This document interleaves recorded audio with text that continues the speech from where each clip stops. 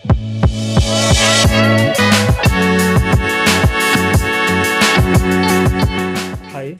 So today we have Satyam Sharma, who is the sole founder and the person behind Namma Marketing. So hi, sir. Hello. Yeah. So, sir, can you brief us a little about Namma Marketing? Okay. So Namma Marketing is a marketing company and it is a 360-degree marketing company, which means we offer everything that falls under marketing. Right. The services include SEO, Yeah. website development, social media marketing, and branding. Okay. So, sir, how do you how you found out that you should name your company as Namma Marketing? What not else? Like Okay. Namma, which belongs to something Bangalore, and as we know, you are from somewhere Delhi. So Yeah. yeah.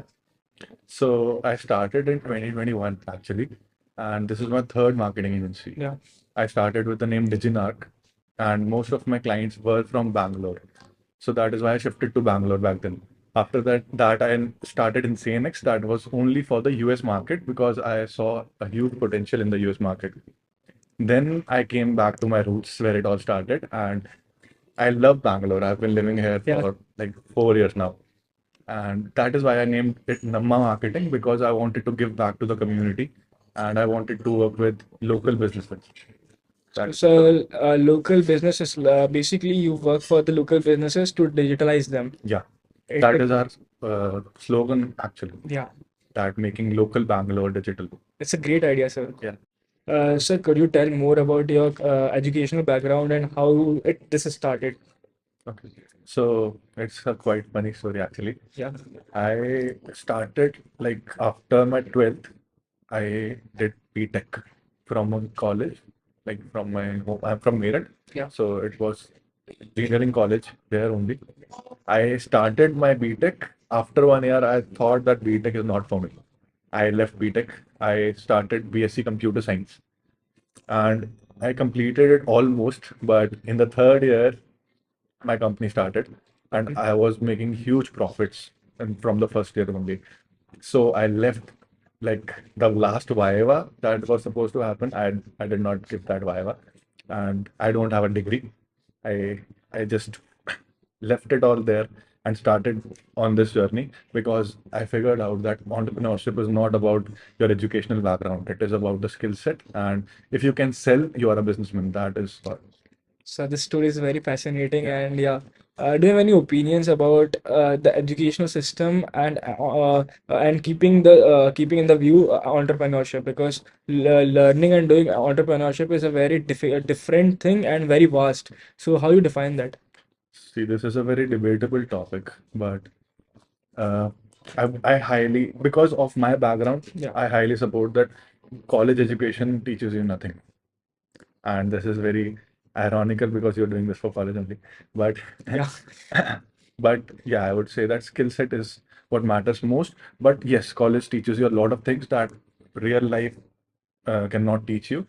That is collaboration Yeah. because you don't have an environment anywhere else like your college has.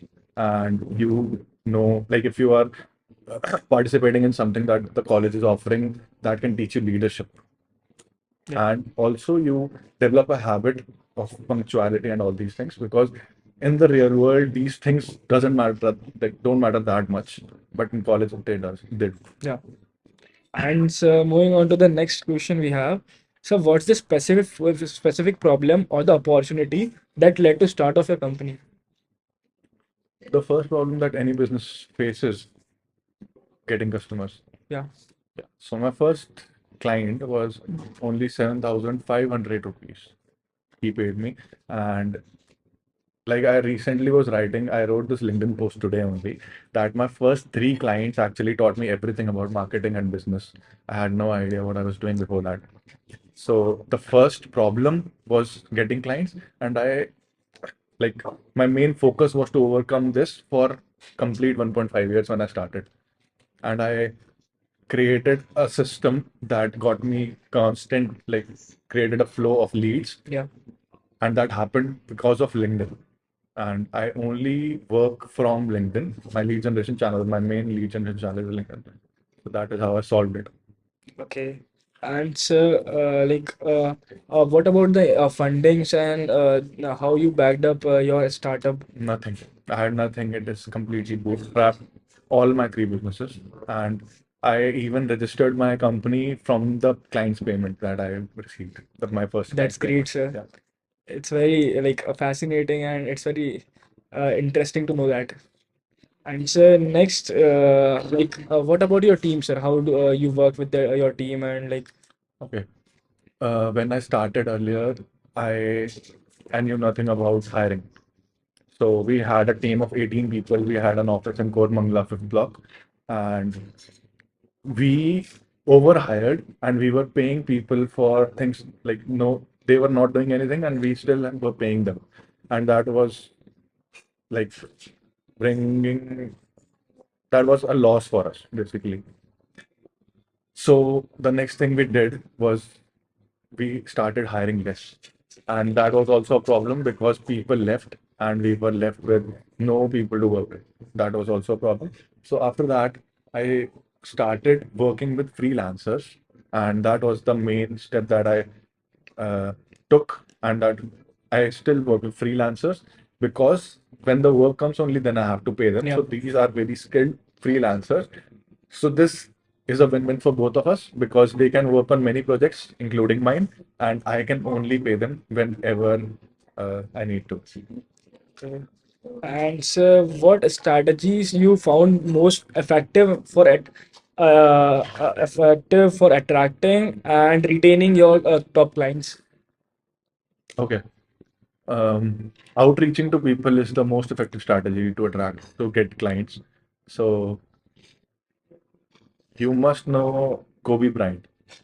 So once he said that the more shots you take, the more chances you will, like the more Sure. chances you'll that Yeah. they will count. So it's like if you shoot 100 and you can get 90, why not shoot 1,000 and get 900? Yeah. So that is the strategy that I took. I reached out to everyone on LinkedIn. I reached out to everyone through email, and whoever I was in everyone's inbox and DMs, Yeah. and just pitching my services, creating connections, and that is what helped me get customers. And so now coming on to the technology part, how do you keep yourself ahead of the other competitors in terms of technology? I read. I read a lot, and I'm not like a book person, but I read a lot on internet, on social media. Uh, at least 2 hours I spend on LinkedIn reading posts from people that are way ahead of me. I watch podcasts that help me know what is happening in this world and how I can implement that into my life. Yeah. And so now, sir, what about the personal growth and future outlook? You have an opinion about, like, if we talk about being an entrepreneur, what changes you saw in yourself and what changes you see in the people who are entrepreneurs and the people who work for corporates? There's a huge difference. They say that entrepreneurs live in dog years. If you can learn something in 10 years in the world, corporate world, you can learn that in 1 year in the entrepreneur world because you have to do everything by your own. There is nothing like support or anything. You have mentors, but they can only tell you enough like what they did in their journey and not what will work for you. You don't know what will work for you. You have to hit and try. You have to hit every door and see which one will yield the best results. Yeah. And so what excites you more about the future of your industry? Like, what is the Ma- key factor which thrives you? Marketing is a like evergreen industry. So marketing, earlier we didn't have digital marketing. We used to have local people shouting at doors and knocking on doors. This is also door knocking, but on a digital level. Yeah. And there is no end to this because whenever you have a product, if you have the best product in the world and you cannot market it, no one knows about it, you cannot sell. So marketing is an evergreen industry and the future is very bright. And I see many people. So according to a research that I did like 15 days ago, the market of people that want to learn digital marketing is 92%, and those who want uh, like this as a service is Service only 8%. 8%. Yeah. So people want to get into Into this this field. industry. This is Yeah. very like good to know, and this is helping a lot of businesses. Yeah, but what about the competition which is gonna increase? Because the demand is somewhat you told it's about 8%, and the people who wanna work for digital marketing is around more than 90%. So yeah, Yeah, so the green, like I would say that the best people that work on their skill set will be able to get clients and will be able to work, because the first thing that you need to have is skill, and your service should be top notch or your product should be top notch. Otherwise, you cannot work. So, out of the, like, if we say 100 people are there, why are these 10 working and able to work, and why are the 90 closing their startup after 1 year? This is all because of skill set. If you can grow up to a level where you can actually provide a solution to someone's problem, that is it. and so let's talk about the long goals for of your company. So do you have some long goals for your company, or do you wanna tell us about that? Long goals, yes, I have many. Uh, so I named this Namma Marketing also because I want to help to local businesses, and I want to be at a level where I can do it without the money aspect, so that people who cannot afford marketing at all also can uh, taste the benefits of marketing. So, but don't you think if it would be that accessible for each and every business, then marketing would be something which would be very common in the field. It And is common right now also, yeah, but there are more than 70% people who don't market their products. They are just working on word of mouth and offline sales. That's all. And if they can get into marketing, then they have a potential to like increase their revenue. Let's say 10 to 20% they can increase. So helping those who don't know anything about this and helping those who cannot afford it is what I aim to do later down the line. that sounds great, sir. So now coming on to this, some like harder part of entrepreneurship is something the setbacks and the problems you face during the building your startup, or the problems you're facing right now also, like the problems you face in your daily life, and what's the difference you face being a corporate person and the person who owns a business, who manages each and everything there. So I just wanted to know the challenges you face. So I have never even stepped in the corporate world. So everything I know is from my friends and family members. Yeah. And um, can you repeat the question again? Yeah, so basically the question around like rounds about how and What are the challenges yeah, basically? what are the challenges? Yeah, Yeah. So when you start, you lose friends and you don't have anyone that is next to you. And there are very like I had only one person that actually believed in what I was doing. So these are the challenges initially. Later down the line, the challenges become getting more customers and like creating a system that actually keeps working. Because when you start hiring, when you have more clients, if you don't have a system, everything crashes because you're yeah. not able to stand up to the expectations people have of you. And so like what's the biggest failure or setback you had in your life? Can you, if you're The comfortable? biggest failure. Yeah. Hmm. My first company, I had a partner that we were friends from 10 years, Yeah. and we had to shut down the company because of some personal beef that we had. And I think that is a failure in my personal life as well as my business life, because I could not uh, get back from that beef. Sir, question relating to this only. So, how do you balance your work life and personal life while being a CEO or an entrepreneur? If any founder tells you that there is a balance and you can keep a balance, then he's not an entrepreneur. So there is no balance, and you cannot have a balance when you are a founder or you are an owner. You cannot have a balance. But the balance that I try to keep is, uh, see, people tell you that waking up early and doing this and doing that actually helps, but what the real thing is, the balance that you can actually keep is giving your personal life time from your business life and keeping the people close who you love. That is the only balance that you can have. And if you don't have, like, you are not a, like, you have to be a person before being a business owner. So that is the So, and what advices you'll give to the people or the person coming into the tech industry? And yeah, my biggest advice would be uh, listen to people who have already made it and who are where you want to be. And if someone is not where you want to be, don't take advices from them. That is the biggest takeaway you can.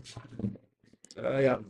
And so, yeah, that's it. And I just wanna let people know more about Namma Marketing so that yeah, it's more marketing of Namma Marketing, and people get to know like you're working for a good cause that is helping small businesses grow. Also for money.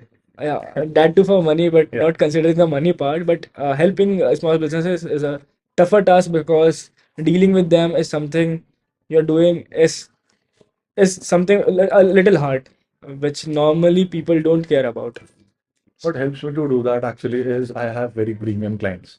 I work in the US market also. Yeah. I have past clients from the US market, and the cash flow is good. I'm at a stage where I'm comfortable. So I can look into that aspect as well. And like, you cannot plan on helping people if you cannot like feed yourself. So I have a full stomach myself, and that is why I plan on helping people. Yeah. Thank you so much, sir. Nice meeting you. Yeah. Sir, let's have some rapid fire questions. So first, how do you maintain your health? I drink a lot of water. I work out daily, and I try to eat healthy. That's all. And what do you love about entrepreneurship the Mm, most? financial freedom. Financial freedom. Yeah. And then how much money you make, sir? Um, Next question. Please. Okay. And what's best about Bangalore? Bangalore, the people. The people. Yeah. Yeah. What makes you different from the business owners or the entrepreneurs? Whenever I have a thought, I execute it. That is, Execution part is the best yeah. to That is describe what makes yourself. you And successful or not. so being an entrepreneur, you might have many a high amount of stress in your daily life. So how do you maintain that? How do you stress down yourself? Mm. Music is a good escape for me. I'm a big hip hop fan, and I listen to hip hop, and that stresses me down. And also, when you are an entrepreneur, sorry, this is a big answer, but when you are an entrepreneur, not working, not being able to work actually gives you stress. So when I'm stressed, I work even more. Oh, nice, sir. And sir, it's more about personal questions or something like, what do you think about relationships, friendships, and the college life which we live right now? So what do you think about it? Like, College life is the best life you can have. After that, everything sucks. So enjoy it. And and what again? answer about relationships and friendship Yeah, and yeah, yeah, yeah. spending time with your friends is something people or So people have mixed opinions on this, that you should have one partner and that is all, or you should enjoy your life.